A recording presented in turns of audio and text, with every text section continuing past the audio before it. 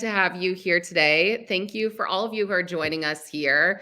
We have an awesome session scheduled here, so we are really excited. We have some amazing panelists, but you are here today for the Women in Sales and Zoom Info cold email workshop, tactics, pitfalls, AI's role.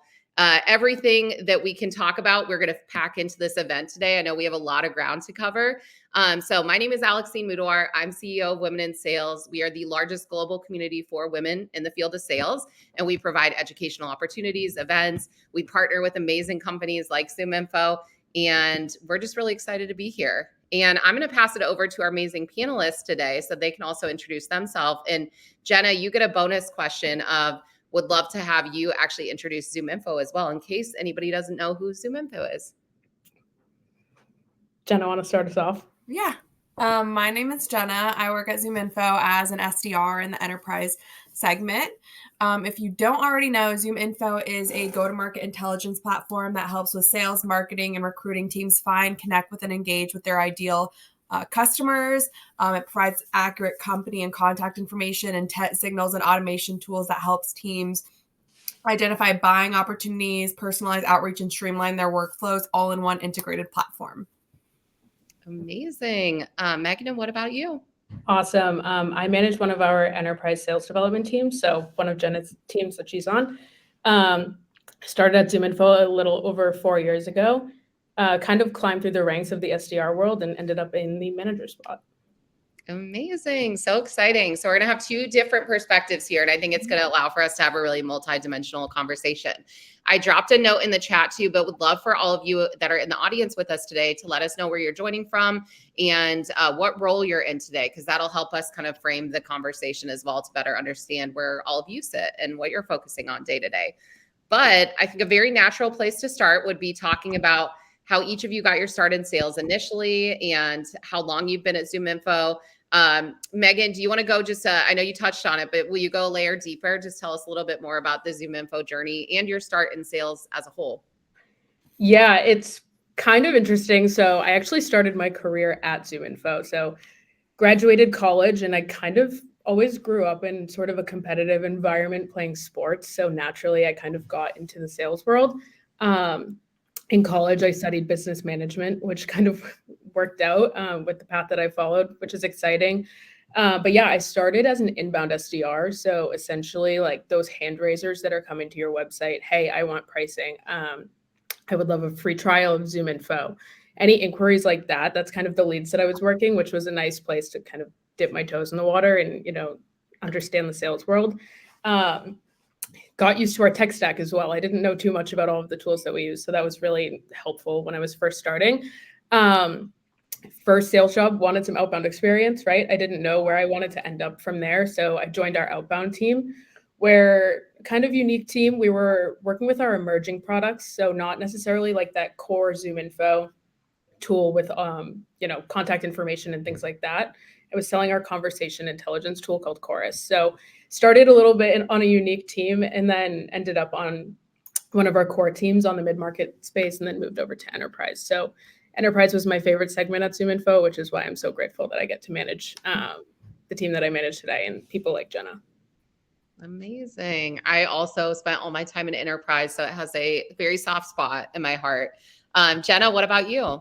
Early days in your ZoomInfo journey? Yeah, I had a similar experience as Meg. However, I will say, in college, I did not study business management. I actually studied criminal justice.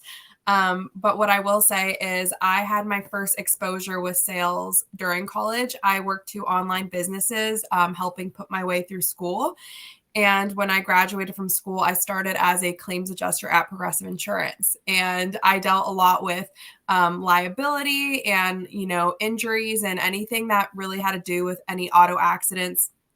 But I also helped with their sales teams a little bit too. So I kind of always had a passion for sales. I ended up at ZoomInfo through a referral as a friend. And I worked my way through the ranks like Meg. I started on inbound and then I worked on different segments. So I worked on SMBP and then I worked on mid-market all the way to enterprise. So I also started my sales journey here, and it's really cool because ZoomInfo kind of has like a state-of-the-art tech sales intro for a lot of individuals willing to get their career started here. So that's where I am. Amazing. I think it's so cool to work for a company where you get to almost get like a taste of all these different teams. So you kind of figure out what's most interesting to you because it's such a different motion to go from SMB to mid-market to enterprise to strat.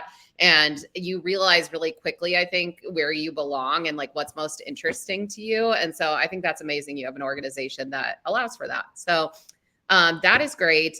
We're going to talk also about like really the early days. So starting out in sales, what were the channels that you were prospecting through? Because we know that sales has evolved a lot, even in the last like 3 years alone. Talk to us about where you were prospecting early days, which channels you were leveraging most, and then where you're spending more time today and like how that's evolved over these past few years. So Jenna, let's start with you for that. Yeah, no, definitely. I feel like it has significantly shifted, especially within the last few years. I've been at ZoomInfo for 3 years now, and there has definitely been a transition into the channels I'm prospecting through. Especially on inbound, we used to use the phone a lot, and we still do, especially on inbound, and I do as well on the outbound segment of enterprise. But I spend a lot more time on LinkedIn and email channels now because buyers expect a human presence there. So I use LinkedIn to kind of like warm up my accounts, and emails to deliver considerable more valuable. And a lot of people these days are more skeptical of picking up an unknown phone number. So you have to be very strategic in your outreach nowadays. And there's a lot more touch points that involve it. So I find that the channels complement each other rather than replace one another. But that's kind of where I'm at now. Amazing. Megan, what about you? I agree. It's definitely changed a lot. I always say like, little spoiled, like starting my career at ZoomInfo because we have access to, so many tools at our fingertips, right? But outside of that, like even thinking back to when I first started 4.5 years ago, ZoomInfo looked completely different, right? So it had completely different capabilities for prospecting. Still leaned on that as number one, but majority of our outbound prospecting, I was going to a company's LinkedIn page, clicking on that people button and searching by keywords, go to market, sales, marketing, and trying to find like the top priority contacts that I, needed to reach out to. My reps on my team still do that method. It's a little old school, but like they'll find their top priority targets right there. And like Jenna said, like leaning on email has been really crucial because although like deliverability rates, we might talk about that later, but they've been pretty low. If you do emails the right way and you're hyper targeted, like you'll find a lot of success there. One of the other things, don't shy away from like Googling articles on the company and looking at their leadership team on their website. Those are still like really good practices for outbound. Absolutely. Funny enough, ZoomInfo was the very first sales tool I ever used. And so it's been really wild to watch the evolution. And I used to close deals, and then they would always ask me how I got their information. And so I always joke that I was an early stage ZoomInfo sales rep, even when I wasn't. But I think it's amazing to hear also about just where we're at today. Things have definitely evolved. Obviously, this is all focused on cold email. And so we're going to talk about cold email now, because I think that's very much what we're going to be speaking about throughout this conversation. Before we go there, if you have questions, if you're in the audience today, please post those in the Q&A tab. It's just 2 over from the chat up here on the screen. That will enable us to not lose any of the questions. We're going to bookmark some time at the end to make sure we get to those. So please drop your questions there so we don't lose track of them, because we want to see them.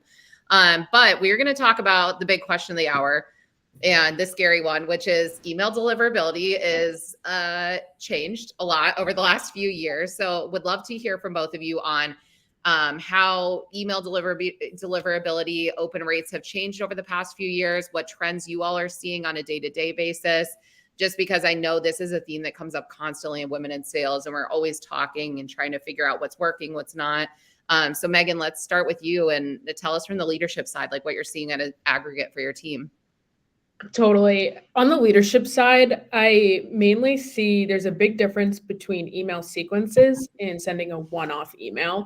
That's where I see like the biggest percentage of, email rates and deliverability changing. So what I notice is sequences, they're not as specific. You can't really get too targeted with a subject line.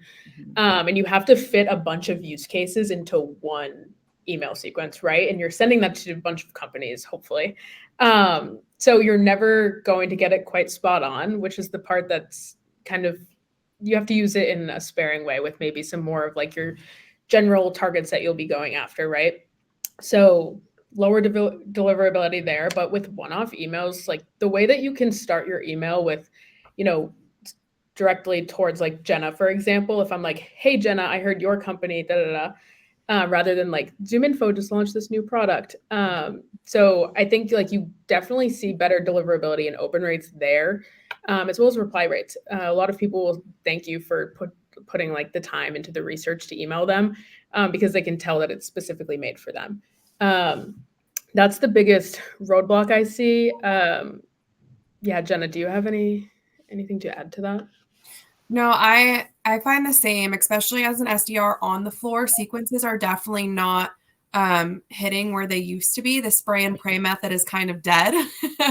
Unfortunately, as easier as that is, it definitely is dead. I feel that a lot of the times with emails, the sending off the one-offs, I found the most success making them very customer centric instead of feature dumping and, you know, explaining me in the email, like regarding how ZoomInfo can help them, mainly just making it about the customer and their problems. And, you know, like I said earlier, people are more guarded. So they're going to be looking for those emails that are more personalized and useful for them. And, you know, even doing like some social proofing or a quick stat and supporting an email with LinkedIn touches and selective voicemails really goes to show people like, oh, hey, this person did send me an email. They are a real person. It's not a robot. Let me check my inbox, because a lot of the times those spray and pray methods or those sequences, they end up in spam more so than we would like. So you kind of do have to have a little bit more of a personalized touch point these days. Absolutely. Absolutely. And I still think you both, I'm sure, feel the same way, but like multi-channel is no longer, I mean, there was a point in time where you could get away. I used to get away with just cold calling, and I really didn't have to do a lot of like cold email. And then there's a lot of people that would live and die by like, I only cold email. I don't have to cold call, or I don't have to do social. I think now we're at that critical juncture where it's definitely all completely necessary. And we're at a place where, to your point, people are a little more suspicious when we're reaching out as salespeople. They want to look at our LinkedIn. They want to know that we're a real human being. They want to connect the dots back to an email. So just more critical than ever to also focus on multi-channel. But definitely, if you're feeling the pain of email deliverability, you're not alone. I think that's the big message, the big key here.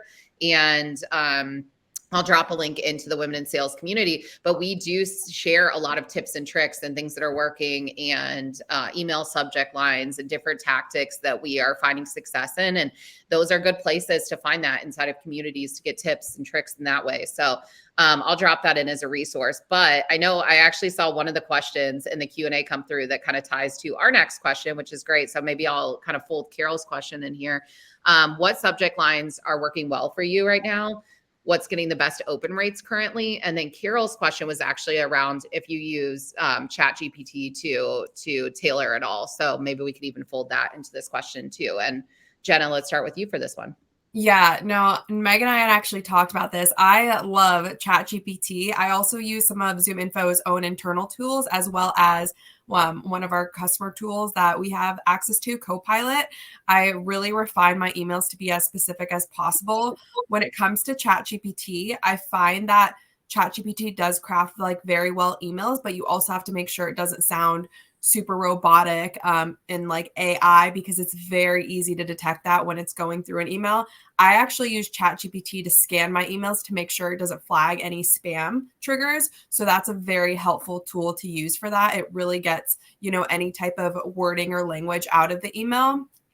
And I also find that when it comes to subject titles, I like to keep it short and simple, but like mix a generic attention grabber with a customer specific hook. So, you know, blank company's AI challenge, for example, or quick idea for company's CRM initiative, because it shows that one, you know exactly what the customer is focused on and what their problem is, and you're paying enough attention to that. But two, you're keeping it short and simple enough to make it more of an attention grabber. Because when you have those like long subject titles, or, you know, you have something like super bland, like company X ZoomInfo, it's more looking spammy, it's more looking robotic, it's more looking generic, and that you actually don't really care about their problem. You're just reaching out to prospect. So I find that, you know, like I said, attention grabbers, customer centric, running ChatGPT through spam filters, and having ChatGPT craft your ideas into a specific messaging format that allows all your thoughts to be gathered in a short and simple email. Amazing. What about you, Megan? Anything to add? She nailed that. Totally agree with what Jenna said. When using AI too, I think the cool thing that you can do is almost like program it to speak your language. And that's where you're going to find the most success and like being efficient if you have, your thought, if you will. And, I send in some examples of emails that maybe I wrote or maybe Jenna wrote. And I say, please write me an email to this VP of RevOps at X company. This is why I want to reach out to them. Use my style of messaging to put together your email. Like you will notice a difference in tone, and it will sound a lot more human and less robotic. But that's just a little bit of work on the back end of kind of training it to understand how you speak. When it comes to subject lines and using AI, again, I'll tie it back to something even Jenna said, like customers or prospects, they care about their problems, not our products. So when you're writing a subject line, try to remember that. And usually you will see a lot more open rates. Absolutely. I have a tried and true subject line that I have always used that works really well, and I stand behind it. And it's just the 3 random words, basically. I will literally pick, like, I live in Chicago. I do cake decorating. I would literally send an email and be like, cake decorating, Chicago, and data analysis. And it's so random and weird that it catches people off guard. I think those are still a really great way to capture people's attention, because not only are you in a fight to get people to respond to you, we're now in a fight to get people to even open or even take note that they got an email in their inbox. It's just changed so much in that way. And so the more you can stand out, the more you can differentiate. I know people have different feelings about using like emojis in subject lines. Even like there's data behind doing misspellings in subject lines that will help you cut through the noise, because then people know it's a real person emailing at least.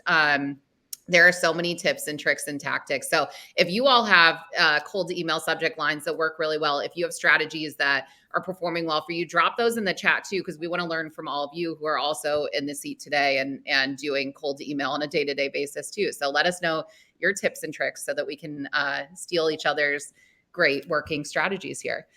And the other part of this conversation that I think is going to be interesting to dig into is there is a lot of chatter around set cold emailing hours. There's a lot of people who live and die by like, it has to be between these hours, or I batch send at these particular times. So would love to hear from both of you about if you stick to set cold emailing hours. Are there certain times a day that work best for you? And then Megan, specifically on the leadership side of the house, I would love to hear about for your team, if they're doing cold emailing blocks, if so, when they're doing those. So maybe we'll start with you so you can talk about kind of how you're coaching your team. And then Jenna, will go to you to learn about how you're doing on a day-to-day and scheduling and choosing times. Totally. I can start. So majority of the time we will schedule like call blitzes that have a general idea behind them. So yesterday I had one that was from 11 to 12, and my whole team was calling all of their warm leads that they had gotten for their accounts.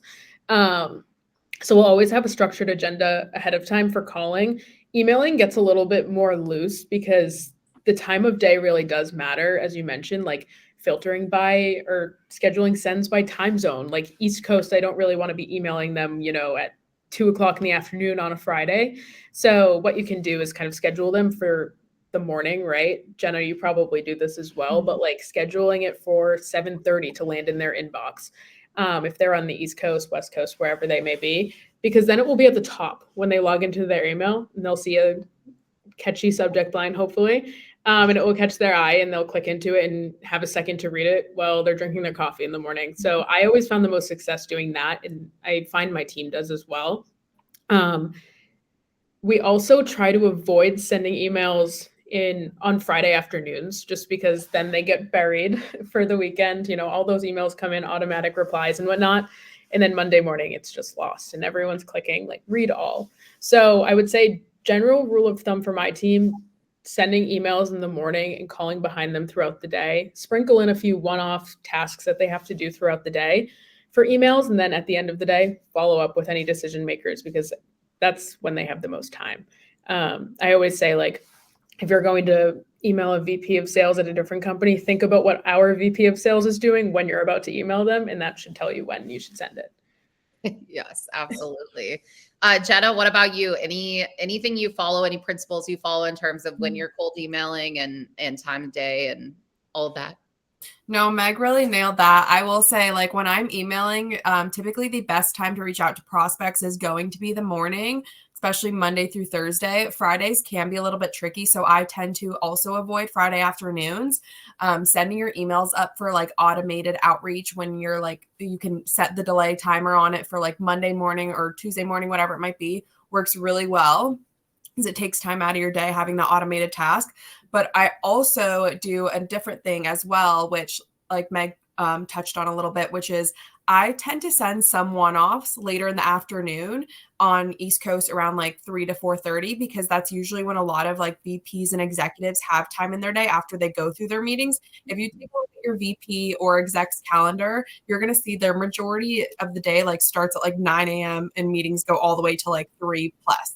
So if you start sending some outreach later in the day, sometimes that does tend to work with open rates and like responses, because that's when they're going to have time to check their email. And most of them will check it towards the end of the day because they're like, that's when they have the time, but also it's top of mind for them and they want to see what happened throughout their day. And I found a lot of success in doing that. So I tend to avoid middle of the day crashes where things can get buried and start at the end of my day or at the beginning of my day. That's my priority for my email blocks. I set those up for myself and it's had a lot of success. That's amazing. Yes, great advice and really good. I saw some comments in here with cold email subject line strategies. That's great. Also would love to hear from all of you all in the audience. I mean, there's almost 200 of you here. When are you cold emailing? What's working? What time of day? Do you follow any principles? Because again, we want to learn from all of you too. And another question that comes up a lot with cold email that I think is going to be interesting to chat through is follow-ups. There is a lot out there that's like, you need to follow up X number of times, or after X number of times you followed up too much and you're like stalking the person. So would love to hear from both of you any advice around how many times do you follow up with prospects via email? Do you leverage a multi-channel approach, or are you just straight emailing over and over and over again when you can't reach someone? Basically, when do you know when to stop? When is too much? So Megan, let's start with you for this one. Yeah, I think it's important to also know when it's time to say, okay, they're probably not the best fit. I do tell my team that a lot. There's a lot of stuff out there about, push past the objection, but, they might just not be a good fit if you're not getting any objections. So you have to know when to move on. I would say a lot of our sequences that we use or follow-ups are set to be around like 4 emails. Very content heavy in the first and second, as well as the last email. The middle 2 are a little bit more of like, hey, like, hope you saw my email regarding X, Y, and Z, whatever it may be. So I'd say 4 emails with a call in between. The last email can also be kind of a breakup email, parting ways if it's not a good fit. I always suggest leaving a voicemail when you call somebody. My director always says, I never call anyone back who doesn't leave a voicemail. So I took note from that, but also adding them on LinkedIn, like Jenna said. I always think that's going to be the best thing to do. And then you can message them back and say, hey, it's Meg, just sent you an email. Easy as that on LinkedIn. And typically it gets them to open it at least. So Jenna, I don't know if you agree. Yeah, no, I definitely agree with everything that you were saying. I think a multi-channel approach is honestly the best way to go about this.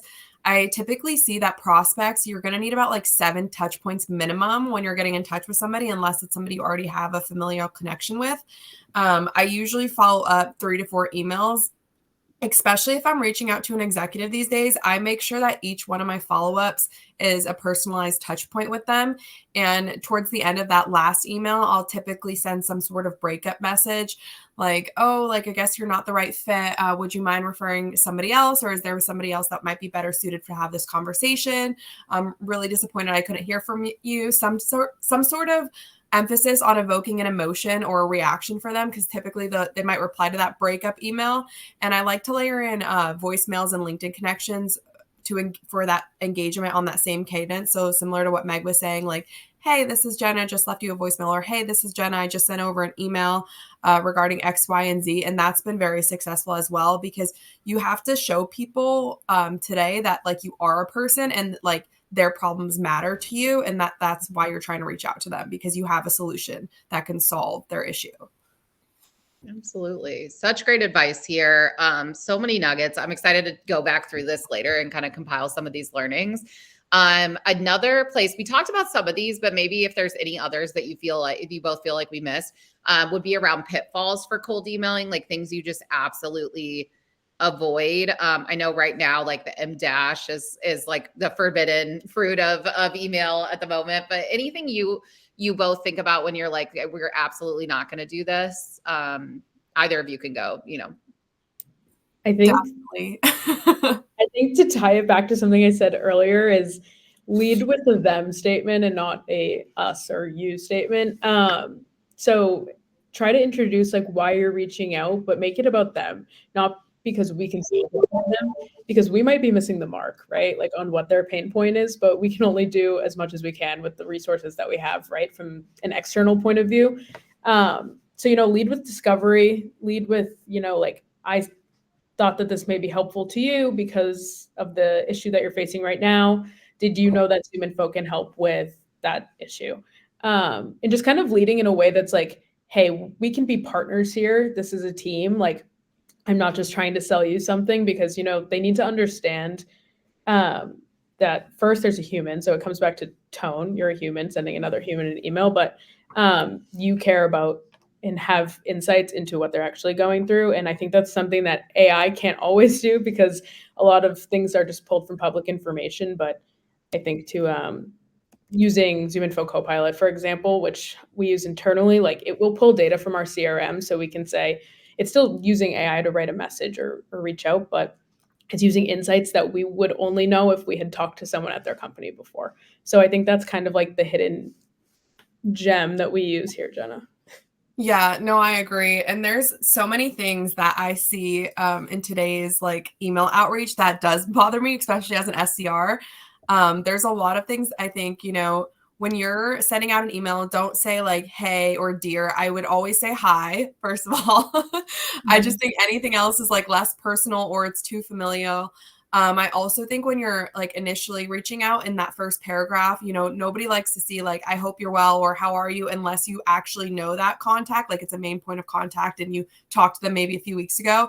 That will never lead well. Or even stating like, oh, my name is Jenna and I'm reaching out. That is just like, they don't care. They're going to see that in your email signature, to be frank, And then there's also, I noticed some people will send like a bulleted point list of all the ways that their company can help them. Like they don't care. Like unless there already is a meeting set up and you're sending out an agenda, that's not going to be super helpful for them.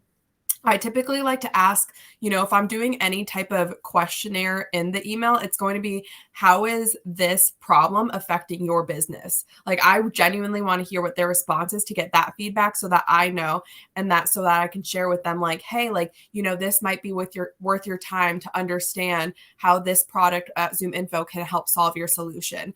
Because if I don't know what their problem is and how it's affecting them, then it's not going to be worth their time to connect with me. So when you're sending out emails, you want to make sure they're, like Meg said, customer centric, short and direct and to the point, because nobody wants to sit there and read a story in like 10 paragraphs. You want to avoid bullet points. You want to avoid making it about you. You really want to focus on their issue and as trying to be a solution oriented for them. Jenna, you just made me think of something else to tag on, like trying to understand without AI, but like look at their company website, any information publicly available that you can find without using AI about how they make money, because they'll never invest in your service or business if it's not going to, again, like bring them more money back. So I think that's really important when coming up with a message, because you could probably use AI to find that information as well and make you more efficient, but it's the way that you word it and frame it in a way that makes sense for both parties to have a meeting together. Is something that I think like needs to be done by you and make it sound like a little bit more organic. Absolutely. I think the best advice is like, if you can find a way to make money for somebody else, you're going to find a way to make money for yourself. Because at the end of the day, that's what people care about, is how is it going to solve their problem, and like, really digging into like the nitty gritty of like why we're going to help solve their problem. Absolutely. Absolutely. I also was thinking about, while we were chatting through all this, I was thinking about like my biggest sales ick, and it is, I don't know if it has a name for it, but it's like the threatening email where it's like respond by this time, or the discount's gone, or any of those that are like, let me know if you were eaten by a bear in the woods, if you're not interested. Any of those are like extremely gimmicky. And I know that seems like nobody does that to this day, but I look at my inbox and it still happens, I promise you. So those are a big no for me. I do not enjoy those. I don't find joy in those. And so that's just my perspective, but I have not seen them work to this day. I have seen them get really angry email responses though. So I think this is fantastic. We're going to move ahead into a big marquee topic of this conversation, which is AI. AI is everywhere. It's all we're talking about right now. So of course, we're going to get and dive deeper into AI in this conversation. So would love to hear from both of you, both on the IC side and on the leader side, about how much you're leveraging AI when you're actually crafting your cold emails, and then how you balance, more of that being human when using automation and outreach. Because I actually saw a question in the chat come through that was kind of around this topic, but people in general are really struggling. Like they want to leverage AI to automate and smooth out processes, but they also want to still sound like a human being. And that's a really hard balance to cut right now, especially if you're doing high volume prospecting. So Jenna, especially on the IC side, would love to hear from you about how you kind of strike that balance. Yeah, definitely. Similar, Meg touched on this a little bit earlier, but our Copilot, has our internal CRM and it pulls everything into it when you're crafting messaging. So I use Copilot a lot when it comes to finding specific pain points and use cases when I'm doing mass outreach to a company, and I'll take those specific use cases and pain points and tie it back to the individual that I'm reaching out to. And then I'll craft from there individual messaging for each person, like at an executive level. If I'm reaching out to managers and directors, I can make it more broad and generic. But when I'm reaching out to, VPs, C-suites, everything like that, I do have to be a little bit more personified. So I'll take those pain points and use cases. And even like if you don't have Copilot, going on their website and seeing what's important to them and their projects and initiatives. And I do a little bit of almost like thought dumping into Copilot or ChatGPT to help craft my messaging into a well-written email and making it more professional and personalized. But I also utilize like AI to kind of personify it, because like Meg had touched on earlier, those robots get to know you. They know exactly like how you are going to sound by like how much you leverage them. So you can kind of tweak the tone of how you want that messaging to be, but like also don't be afraid of, critical thinking skills and like understanding, okay, like am I going to open this email? Like if somebody were to send this to me, would I open it? I think that a lot when I'm doing my individual messaging. And, because AI has been so integrated into prospecting today, it really is easy to craft multiple individualized messages. Like even when I'm doing mass outreach, it doesn't take me more than like a couple hours if I'm doing like a huge outreach, or even like an hour if it's more specific than that, because I really take the time to look over my messaging and also like understand like, okay, if somebody were to send this to me, am I going to open it, or does it sound very spammy? I try to avoid making AI completely relied on when it comes to my emails, because I want to ensure that like I'm also having a personal touch to a human aspect to it, because as cool as AI is, it's never going to be a human, hopefully. So I like to make sure that I'm personifying it and knowing like that it's coming from me, an individual. And that's when, you tie in those multi-channel touch points with like LinkedIn and voicemails and everything like that. I think that's super important. And you always edit the output so the voice sounds like you. Mm-hmm. I think that is so critical, editing the output. That is a huge piece that I think gets missed in everything. We talk a lot about like the prompts, the input. We don't talk enough about the output. So, and also bonus question for you, Jenna, are you comfortable sharing, or can you share like how you would craft, like even starting a prompt for ChatGPT? Because this question comes up all the time in Women in Sales. Like you have any prospect that you're trying to reach out to, any title, what are some of the inputs? Yeah, no, for sure. I actually am very like explicit and specific, especially, I don't know, I can literally write a paragraph to ChatGPT and it'll condense everything for me. So I like to be very, very specific. Like I suggest that to everyone, be as specific as possible. So an example prompt that I can think of off the top of my head would be, write a short outbound email. I typically like to keep my emails to 120 words or less. I find that has the most like response rates because, like I said earlier, people don't like to read like a hefty email. And you're going to say, write this outbound email for this title at this company. This is their priority, from what I've gathered from my research, whether it was through Copilot or looking at their website and understanding them as a customer. And I'll also take prior email templates that I've written or previous emails that I've written and say, use this template because I like how the email came out. And I'll say, make it personalized, customer centric, and avoid spam filtration triggers. Mm-hmm. And then it usually spits out like one of the best emails that I could possibly, create in less than like a minute. So that's exactly like a prompt that I would use and that I do use on my daily basis. I try to avoid vague prompts and never accept like AI output verbatim, explicit, constraints and context given the best results. So that's what I'll do. I mean, Meg, I'm sure you can speak to that too. Like with your team, like we're always using Copilot and ChatGPT to cross-reference. Oh, definitely. Yeah, Jenna has some really good prompts. Jenna, I feel like we should share out your prompt that you use for spam filtering. Definitely. Because that has been like my team's tried and true. They use it in every single thing they enter into ChatGPT is Jenna's prompt for this. Because you always emails can get stuck in, the void, not even in the spam folder of customers, right? So making sure to filter those. I think Jenna's right when she says get as specific as you can. Like if you're a little too broad about one thing, you could miss the mark for your whole email. So even if you're submitting bullet points and having it put together cohesive sentences together, just be specific. Also, like a tip to kind of the topic we talked about right before that is build your network up a little bit in that company on LinkedIn. So say you're going after one big company, add in multi-thread through that company on LinkedIn and add people, send them a message, or even just add them. So it says, say like Jenna emails someone at ZoomInfo, pretend you don't work here. And it says, Jenna has 15 mutual connections with people who work at ZoomInfo. It's like, Jenna must be really important to us. So I should probably connect with Jenna and talk to her. It's just a tip because when you're sending an AI email and there's no face to the name, it does help back you up a little bit to have that network internally at that account. Absolutely. And Jenna just dropped a gem into the chat here. So make sure you copy paste, take that with you.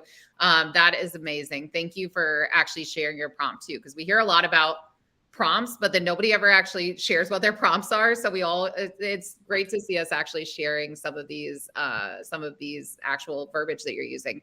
And she just dropped a bonus too. So check that out in the chat if you haven't yet. We are nearing the end of our questions that we have ahead of time here. So what we're going to do in a couple questions here is we're going to pivot to Q&A. And we have like 4 pages of Q&A now, which is crazy. So super exciting. We love that. If you have any last minute Q&A questions, submit those into the Q&A tab. And we could use all of your help in the audience to upvote any of the questions that you really want us to answer, just so we can prioritize with the amount of time that we'll have left at that stage in the conversation. So upvote, add your questions, and we'll get there in just a few minutes. But this is a question that came directly from the women in sales community. This next one.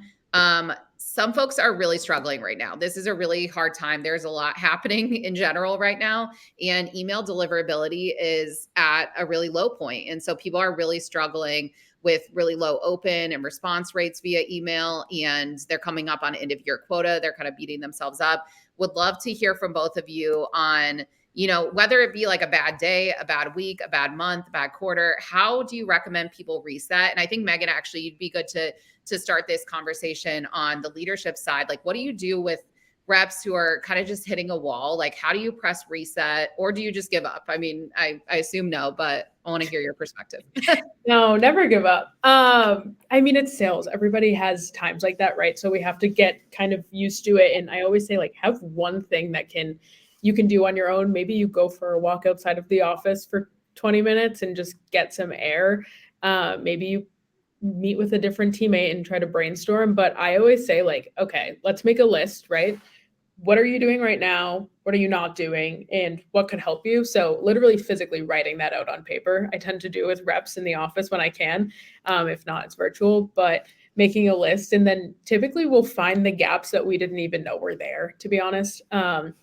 Maybe I always pull Salesforce reports to, show the data behind these things, but maybe they've been calling all direct line numbers and they haven't called any mobile numbers.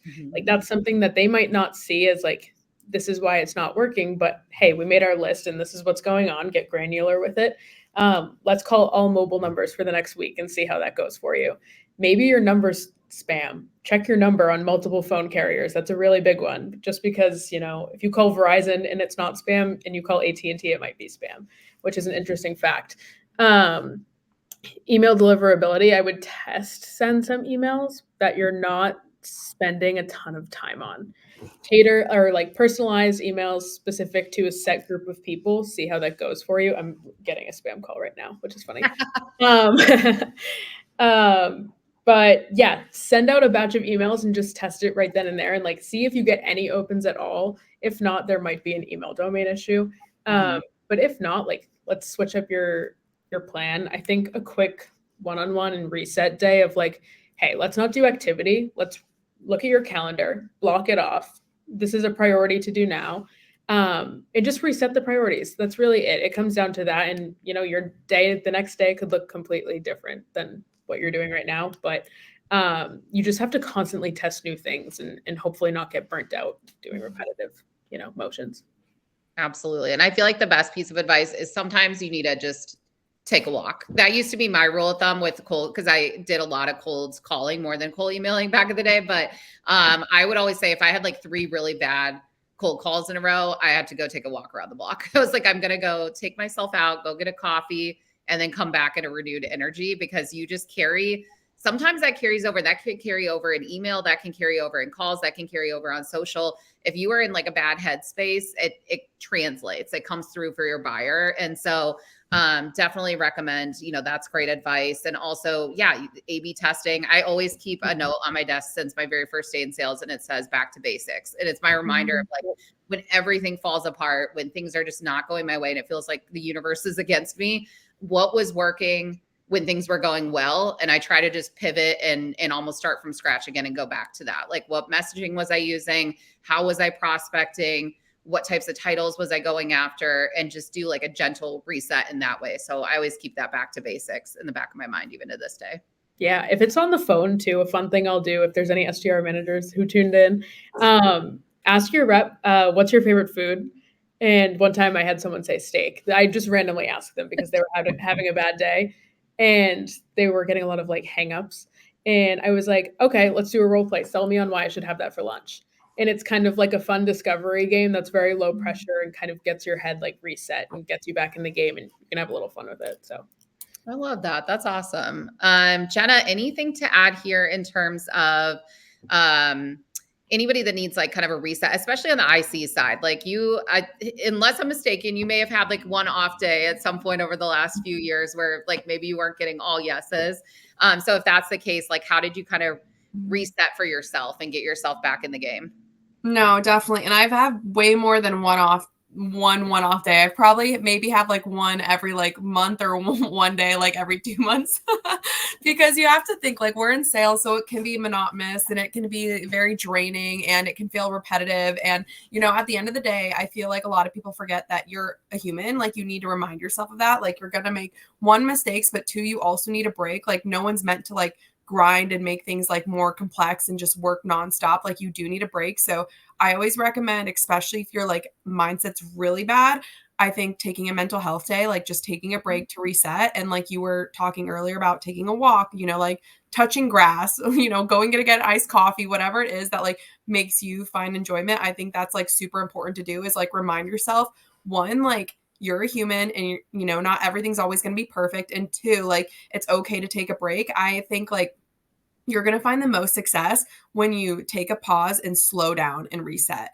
I don't think like working harder or faster is ever going to always make you find success. I think there's times and place for that. But I think the best thing to do when you're having a very tough day, or like you're not getting a lot of information, you're not getting a lot of yeses, you're not getting a lot of responses, you're not just getting anything in return, taking a step back is going to make you be able to see things. And like, there's a very big like movement in like the mental health world about like being present. That that's so real in like the sales role, because you do need to take a moment to pause and be present. And like Meg had talked on earlier, have a one-on-one with your manager, or like maybe have a strategy session with your peers. And, maybe if you need to vent a little bit, get that out in the open, and then, like talk about what's actually working. Go back to the basics, like you were saying, just reset by getting more human.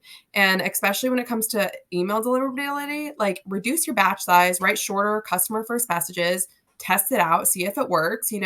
I think like we can't control what goes on technology wise. We can't control what goes on in the world. So just know that, like, allow yourself to feel free of that control. Like, you cannot control that. So just do what's in your control. I always tell myself that, especially if I'm having a bad month, I can only control what I can control.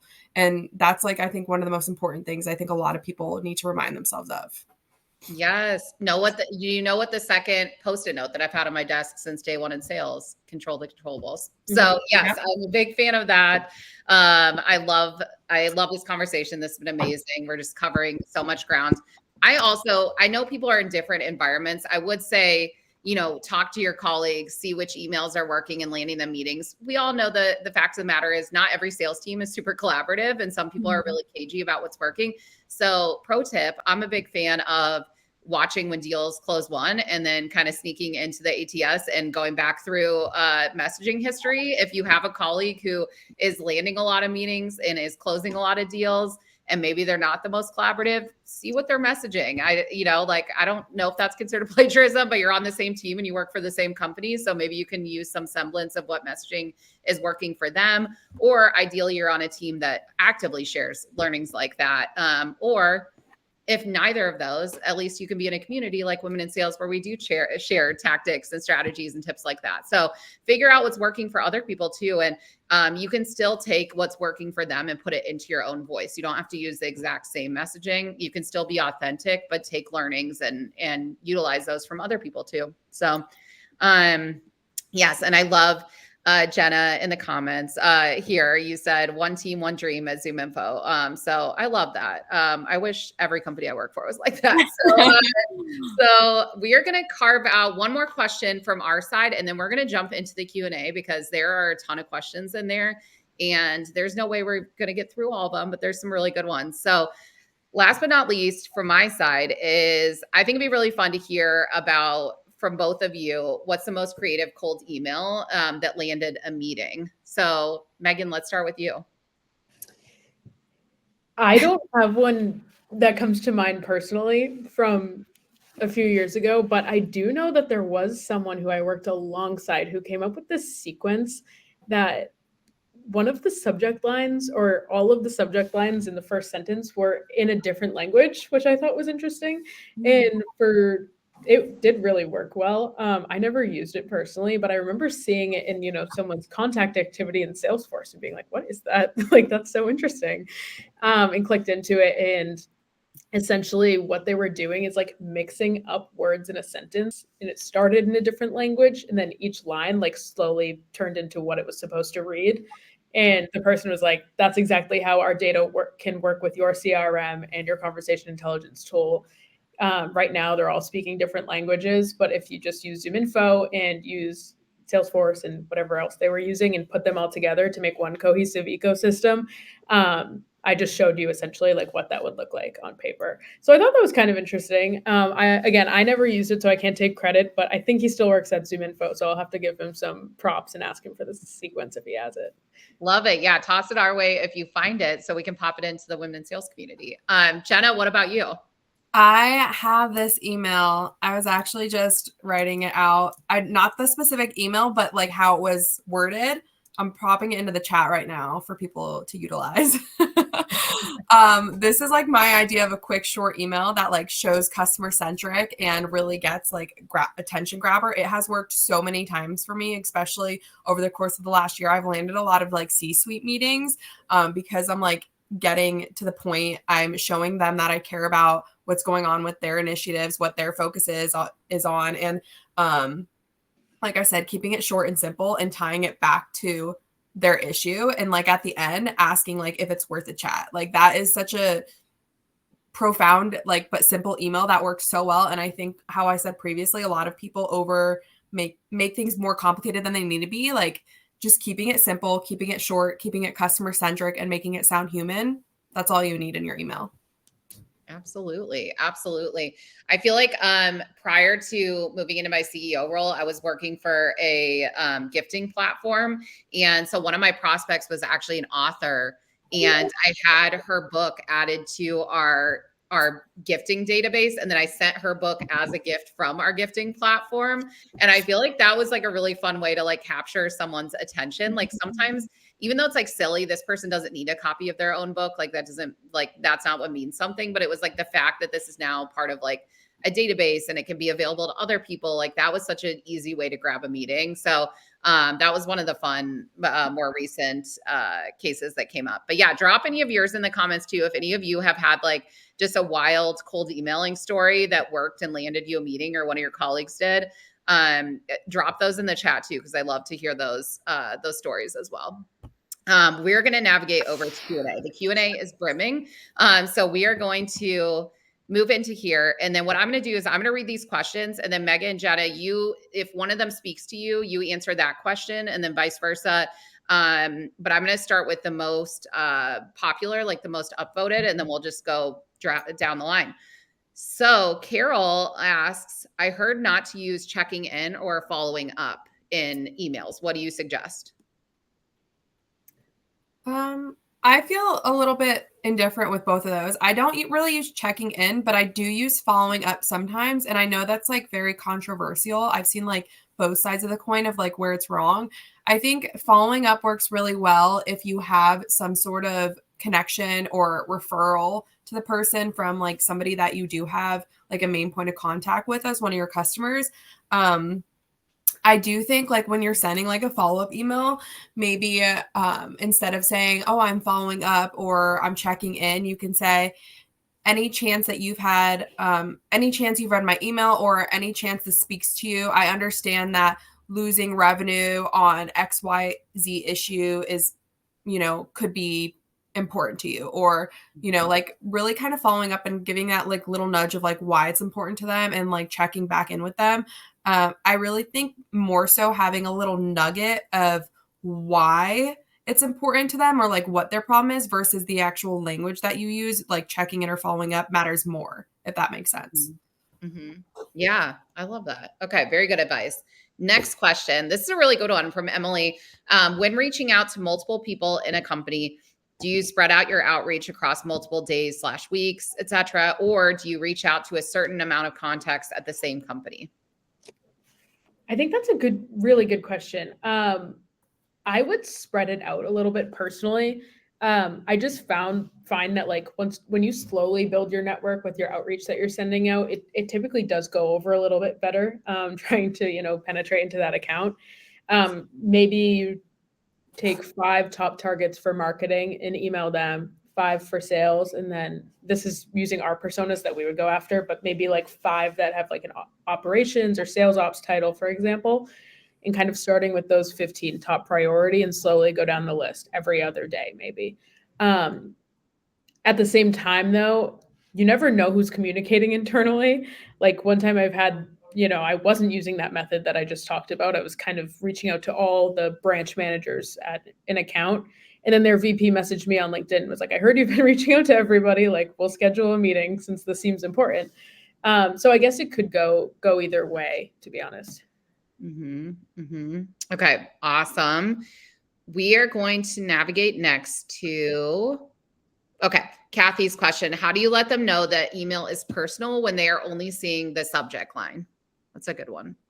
Ooh, that is tough. That is a good one. Yeah.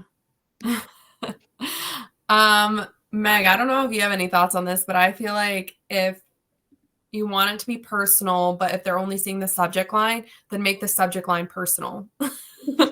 It sounds counterintuitive, but make it personal, make it direct, make it intentional to that person.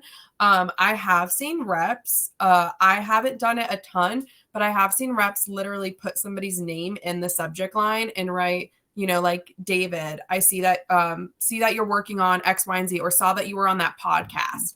That will make it much more personable and make it much more likely that person's going to open it up because they're going to be like, who is this person that's reaching out to me? Like, that's so weird that that's not often you see that, you know? So it's like, it is going to make it more of a touch point and like more like likelihood that they're going to open it.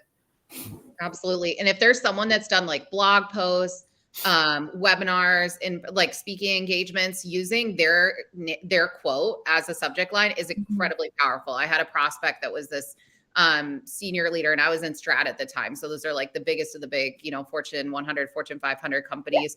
And I just used the subject line, like winning the war for talent, because he had just written an article about like the war on talent, just immediate response. I think that is like a great way, like using their language or something that they said to prove that you did the research. That's like a really easy proof point, because you don't even have to say anything. They already know that you did the research by the fact that you put it in quotes and it's in the subject line. So definitely recommend that too. The next question I Googled, because I don't know if we had a number for this and I didn't want to be without an answer. So Megan asked, when it comes to open rates, do you have specific data percentage on the increase for personal emails versus cadences? Does it feel like double? So I don't know if either of you, but I did Google and I do have an answer. So I wanted to give you both a chance, but also that's a tough question off the top of your head. Top of my head, I wouldn't have an answer. Yeah. Okay. I wouldn't either. I would see it's like our outreach will show us, but it's like it's going to be dependent upon the email, I feel like, because I don't know. I don't have an answer for that at the top of my head. Yeah, exactly. So what I found was it says that personalized, this is from our friend Google. It says personalized emails have significantly higher open rates, 29%, and click-through rates, 41% compared to generic messages. And as far as increased conversions, they can generate up to 6 times more higher transaction rates. So again, that's based on Google. I trust that Google knows where it pulls its information from. So we're going to say, thank you, Google, on that one. So thank you for the question, Megan. Next up, Eddie asks a question. It's taking us away from cold email a little bit, but how are, maybe Jenna, this is for you. As far as LinkedIn, are you warming up your accounts on LinkedIn? And if so, how do you use LinkedIn, in mail or messaging or anything on there to actually warm up your accounts?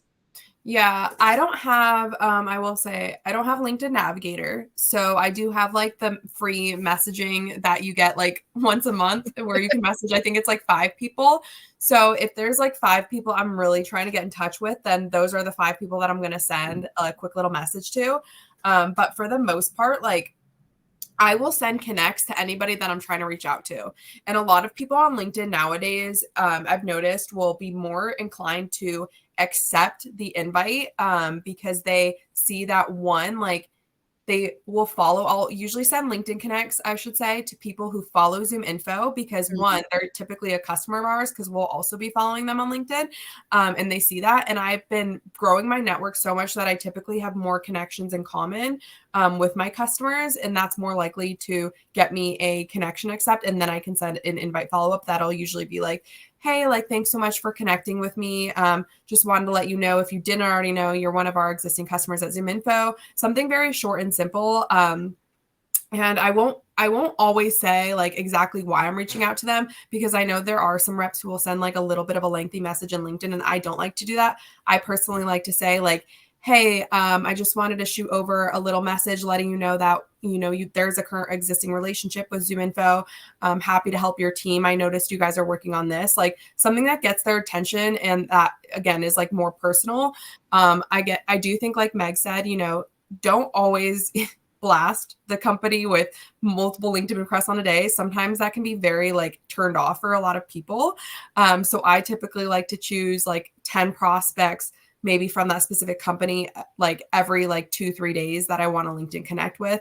And that typically warms up the account to me. And then like the more mutual connections I have, the more likelihood I am to get responses and more connections with.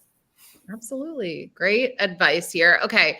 I did not plant this question, but I think this is a perfect final question here. This could be for either of you. How are you utilizing intent data in your personalization for a cold email? Maybe or maybe not, you could mention Zoom Info Copilot. Yeah, we would love to. I think for number one, for me working with my team, I will tell you the number one way that they're using Zoom Info Intent is to show our customers how we're using Zoom Info Intent. So I have a rep on my team who will include this is a little time consuming, but once you get in the flow of it, it's fine. He'll run an example intent search for the customer he's reaching out to. He'll go to their LinkedIn and say, oh, you're located in Fort Myers, set the location as Fort Myers, just as a best guess. Then we'll pull up intent topics that he's asked AI, what will they care about for off of this list of intent topics? We'll run a search for what we know they're selling, and we'll say, hey, Jenna, just reaching out. Did you know that ZoomInfo has 900 companies currently searching for your solution in your area right now? If this is worth a chat, let me know. And we'll sign the email and send the screenshot in the middle of that. And like, I have never seen such great success from an email. So that's the number one way that my team uses it. No, I agree with that, Meg. Oh, love it. Well, we're at time. That flew by. So thank you both so much, Megan, Jenna, for being with us today. Thank you, ZoomInfo, for continuing to be part of Women in Sales, to partner with us to provide great content like this. We are also going to be taking some of these learnings and packaging them up for all of you. So stay tuned in the next few months. You might see some new things coming from Women in Sales and ZoomInfo. Thank you all in the audience for being here, for being so engaged, for the many, many questions. We're going to keep all those questions in our back pocket and use them for something later. So we appreciate all of you, and we will see you at the next Women in Sales and ZoomInfo event. And we'll see you soon. Thank you.